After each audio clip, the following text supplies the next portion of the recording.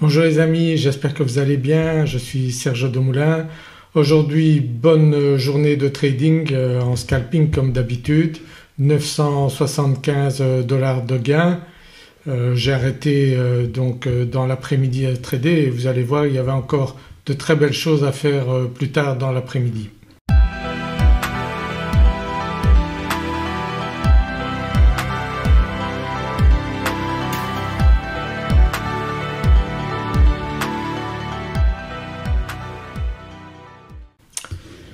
J'ai commencé donc à trader ce matin donc en prenant deux pertes donc de 250 $ puisque maintenant comme je vous ai montré donc dans ma précédente vidéo, donc lorsque vous tradez en mini contrat c'est beaucoup plus rapide et vous faites des plus grosses pertes mais des plus gros gains également, c'est ce qui nous intéresse bien sûr.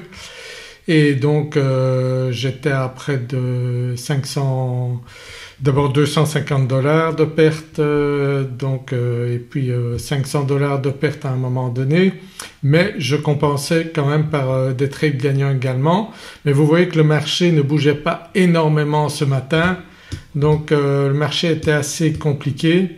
Vous voyez ici donc j'ai pris d'abord des trades perdants ici aux alentours des 9h30 ici, et puis j'ai fait deux beaux trades gagnants ici, vous voyez là. Puis après c'était quand même assez compliqué comme marché, vous voyez aux alentours de 12h, 13h ici, donc marché un peu compliqué. Puis on a l'ouverture du marché américain ici avec une remontée du marché, vous voyez ici la belle remontée. Puis j'ai pris quelques trades quand même ici donc pour finir avec quand même des gains, mais vous voyez le marché ne bougeait pas énormément, donc il fallait rentrer au bon moment et sortir vraiment au bon moment également, donc pour arriver à un solde de 975 $ sur 28 trades, donc 20 trades gagnants, 20 trades gagnants, 4 trades perdants et 4 trades break-even. Donc très bonne journée quand même, mais elle était un petit peu plus compliquée. Après dans l'après-midi vous voyez moi j'ai arrêté vers 15h et puis là vous voyez que le marché quand même montait. Donc en fait les erreurs que j'ai fait en début de journée c'était également parce que je me basais sur le market profile. Et donc le market profile, je pensais que le marché allait remonter lorsque j'ai pris mes trades. Je vous fais un split ici. Vous voyez je pensais qu'il allait remonter lorsqu'on était à peu près ici. Et en fait je vais voir si je peux vous mettre les trades. Attendez, ici voilà, afficher les trades. Voilà.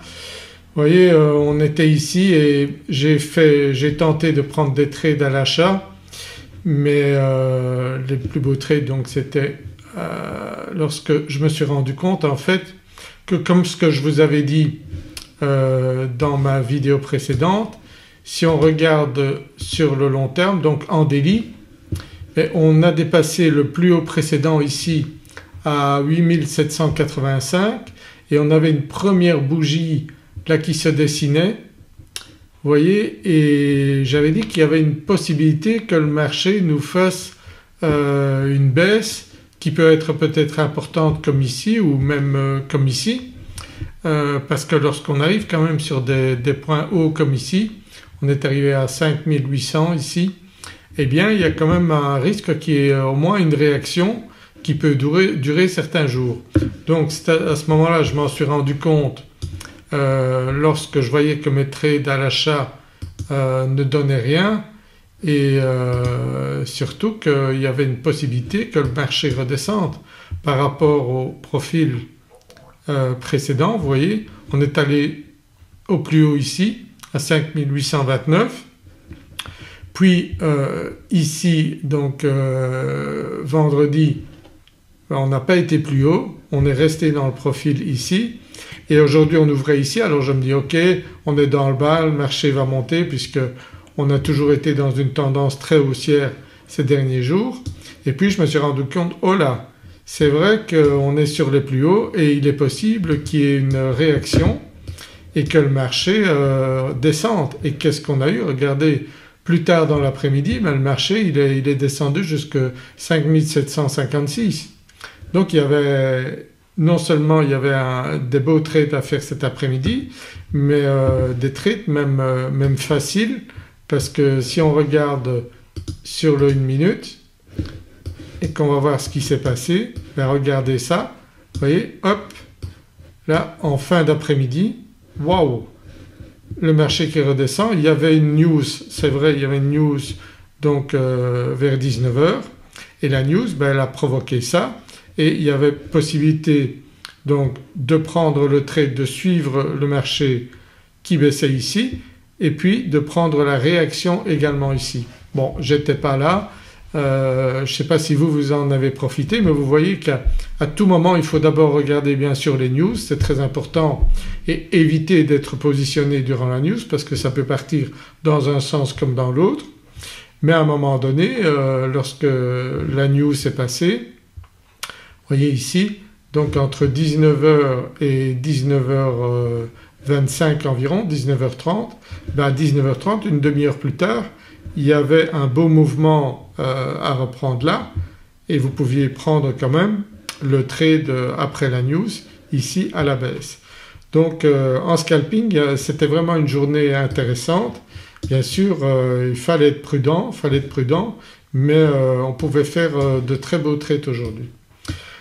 Donc comme je vous l'ai dit, soyez prudents pour demain. Vous voyez ici on a en 4 heures, vous voyez quand même la journée d'aujourd'hui, elle est quand même descendue pas mal. Est-ce qu'on va descendre plus bas? C'est possible. Donc ne pensez pas que le marché va continuer forcément à monter indéfiniment. Il est possible qu'on ait une réaction de plusieurs jours qui nous fasse une baisse quand même importante.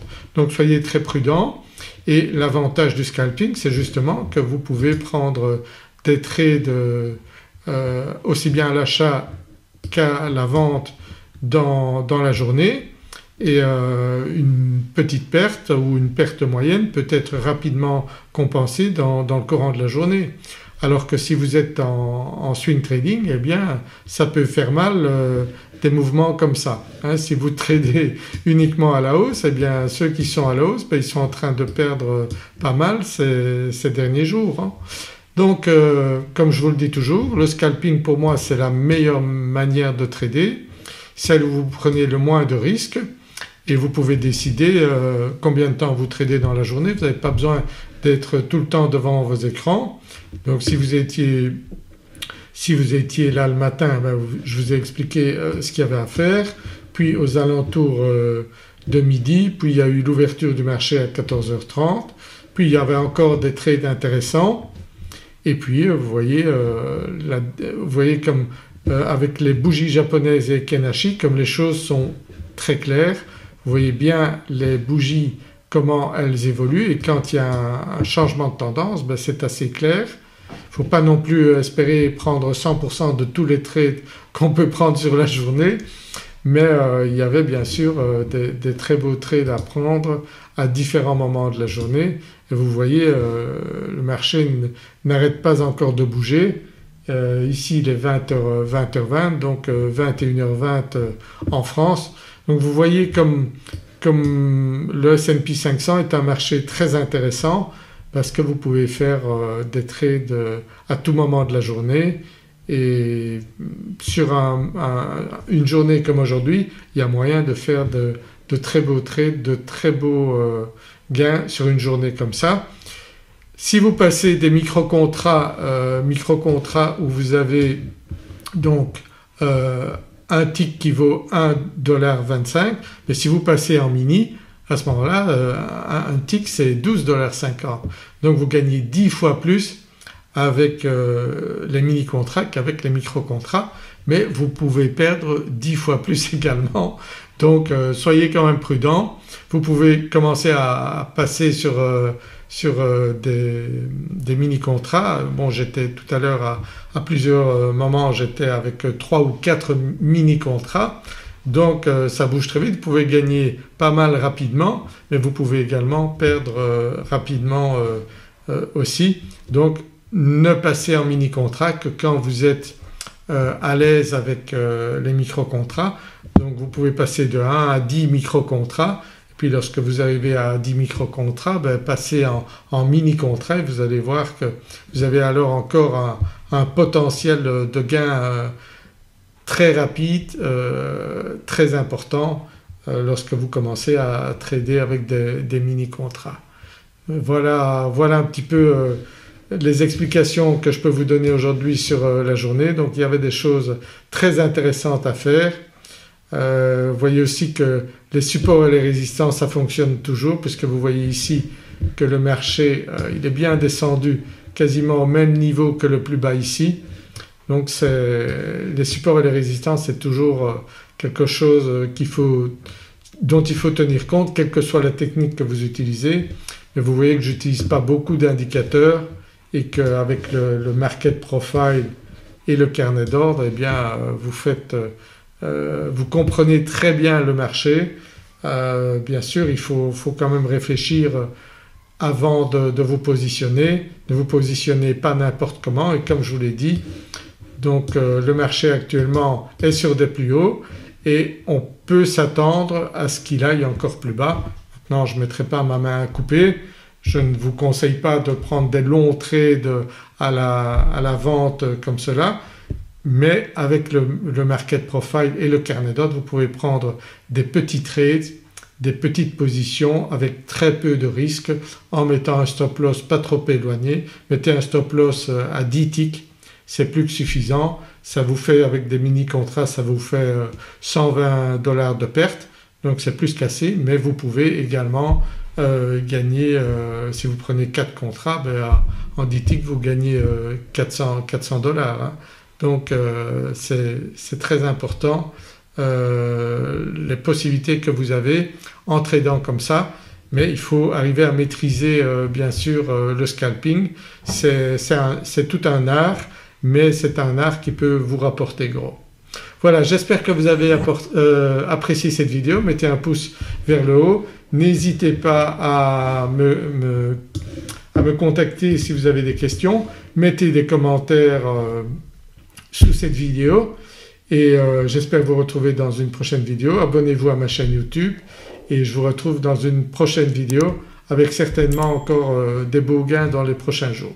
Je vous dis à très bientôt. Au revoir.